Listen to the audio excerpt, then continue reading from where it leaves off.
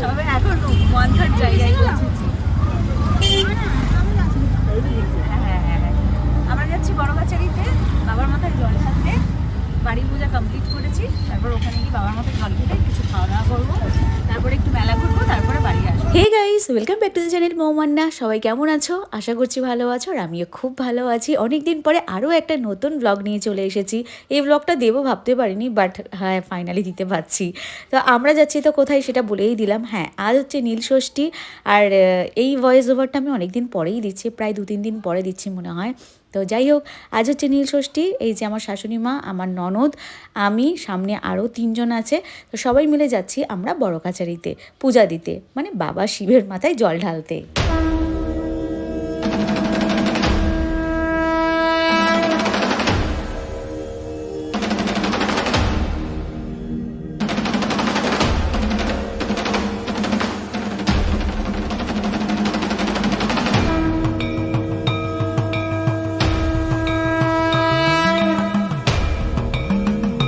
এই রাস্তা যখনই যাই, যেখানে যাই, আমার সামনে এই রকম রাস্তা আসেই আসে। আমি যত এগুলোকে ইগনোর করি, কারণ এগুলো দেখলে না আমার মাথা পুরো গরম হয়ে যায়। আর আমার সামনেই এগুলো বেশি করে আসে কেন কে জানে।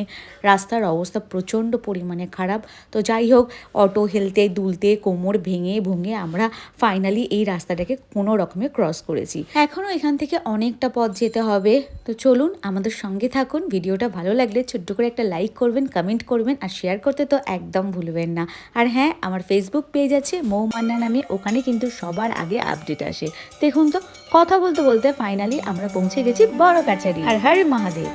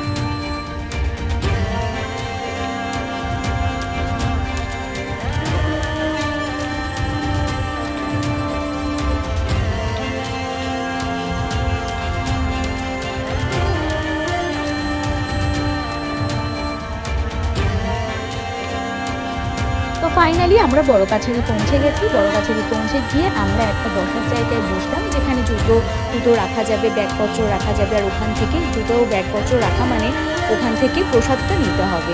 তো তার আগে, নেওয়ার আগে আমরা যাচ্ছি এখন পুকুরে মানে বাবার পুকুরে। এখান থেকে জল নিয়ে বাবার মাথায় ঢালা হবে। তো বাড়ি থেকে তো স্নান করে এসেছি। দিবাকর বলল আমি কিন্তু এখানে স্নান করব, তো সেই হিসেবে ও গামছাপত্র নিয়ে এসেছিল, আর আমরা মাথায় একটু জল ছিটিয়ে নেবো। এই ঠাম্মাকে ধরে নিয়ে আসতে হবে।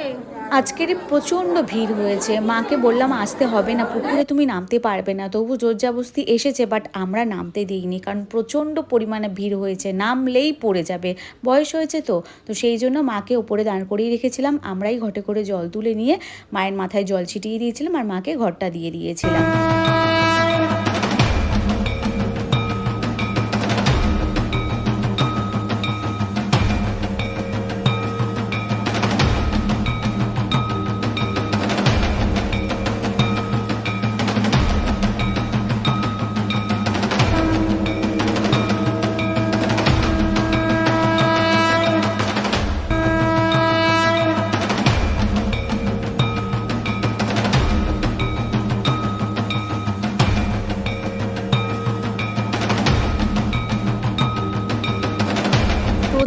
ভিড় হয়েছে, এত ভিড় হয়েছে না আজকের কি বলবো। তবে হ্যাঁ, ভিড় হলেও খুব কষ্ট করে হলেও বাবার মাথায় কিন্তু জলটা ঢালতে পেরেছি। তবে একটা দুঃখের বিষয়, আমার শাশুড়ি মা ঢালতে পারলো। কেমন ভিড়?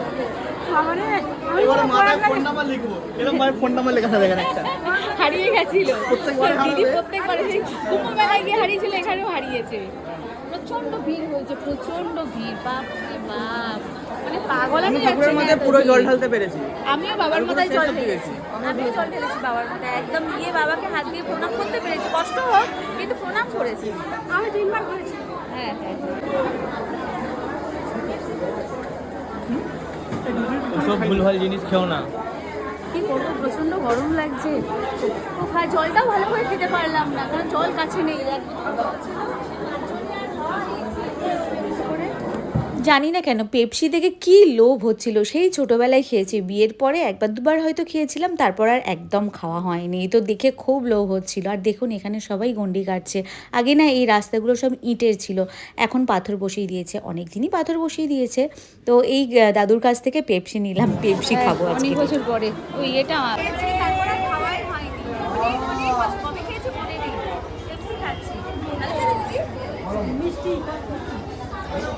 পেপসি খাওয়ার অভ্যাস না থাকলে যা হয়, বুঝতেও পারিনি যে ওটা কাটলেই ছিটকে পুরো গায়ে মুখে ভর্তি হয়ে যাবে। আমার শাড়িটা তো পুরো গেল, মুখের মধ্যেও লেগে ভর্তি হয়ে গেছে। অনেক দিন পরে পেপসি খেলাম, ভালো লাগলো। তবে আগের মতন টেস্ট আর নেই, এখনের টেস্ট পুরো বদলে গেছে। আগে একদম কি সুন্দর হজমলা টাইপের টেস্ট ছিল, এখন আর সেই টেস্ট নেই।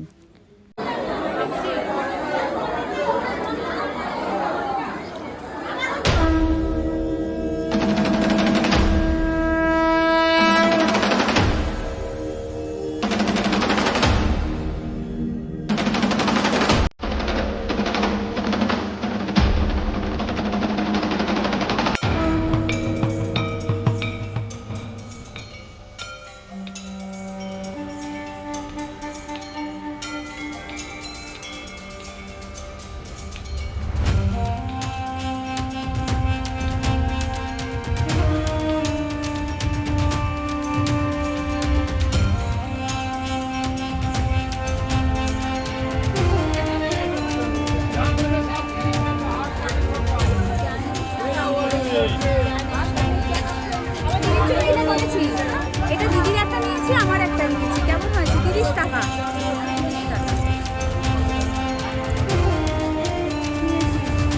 দিদির জন্য, আমার জন্য, ঠাকুরের ছবি আমার মায়ের প্রচুর ঠাকুর। আপনার শুভ 1400 টাকা, মাটি 50 টাকা, হাফ হাতে 50 টাকা, ত্রিশুল 140 টাকা, 100 টাকা নিয়ে অমনি করে না দাদা, সব সব জিজ্ঞাসা করলে হবে। আরো 100 টাকা নিয়ে অমনি করে না।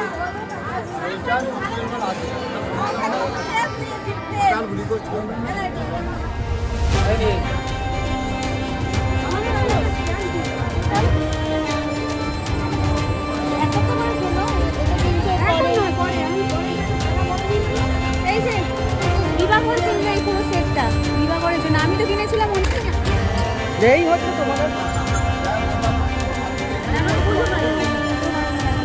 এটা বিবাহের জন্য কিনা হলো। বিবাহ কিনছি আমি না, আমার তো কিনা হয়েছিল প্রথমেই। সকাল থেকে কিচ্ছু খাওয়া নেই, আমরা পুজো টুজো দিয়েই একদম ওই পেপসি খেলাম, খেয়ে নিয়ে কেনাকাটিতে লেগে পড়েছিলাম। প্রচণ্ড খিদে পেয়ে গেছিলো। আমরা ঢুকেছিলাম একটা পরোটার দোকানে, ওই পেটাই পরোটা হয় না, পেটাই পরোটা 150 করে অর্ডার করেছিলাম, খেতে বসলাম। বাট পেটাই পরোটাগুলো এত কাঁচা, খেতে পারিনি। তো ওখান থেকে বেরিয়ে এসে এই ফুচকা খাচ্ছি। বড় কাছারির ফুচকা খেতে কিন্তু বেশ ভালো লাগে। ছোটোবেলায় পিসির বাড়ি আসতাম, খুব খেতাম। আমার বড় পিসির বাড়ি কিন্তু বড় কাছারিতেই। আজকে আর গেলাম না, আজকে অনেকজন এসেছি তো সেই জন্য আর গেলাম না। অন্য সময় এলে পিসির বাড়ি যাব। আর এই দেখুন এখানে কেমন ঝগড়া হচ্ছে, ঝগড়াটা শুনুন খালি।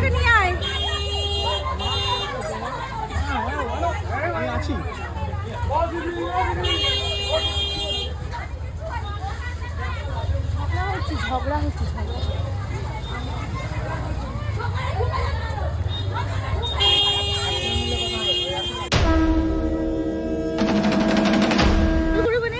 যে কারিগর করেছে তার এত সুন্দর করে, মানে তার কাজটা দেখেই মনে হচ্ছে কত সুন্দর। আর মায়ের হাতটা কি সুন্দর লাগে, নেল পলিশও পরিয়েছে, এত সুন্দর লাগছে সত্যি না, দারুণ লাগছে, দারুণ। পরিয়েছে, আইল্যাশ পরিয়েছে পুরো একদম যেরকম আমরা সাজি সেরকম পুরো ঠাকুরকে সাজানো হয়েছে। চলুন এবার বাড়ির দিকে যাওয়া যাক। খুব ভালোভাবে পূজা সম্পন্ন করেছি, বাবার মাথায় মন ভরে জল ঢেলেছি, বাবাকে প্রণাম করেছি, এবার বাড়ির দিকে রওনা দিলাম। সবাই ভালো থাকবেন, সুস্থ থাকবেন, সাবধানে থাকবেন। আবারও ফিরে আসবো নতুন কোনো একটা ব্লগ নিয়ে। ততক্ষণের জন্য বাই অ্যান্ড টেক কেয়ার। ভালো থাকবেন সবাই।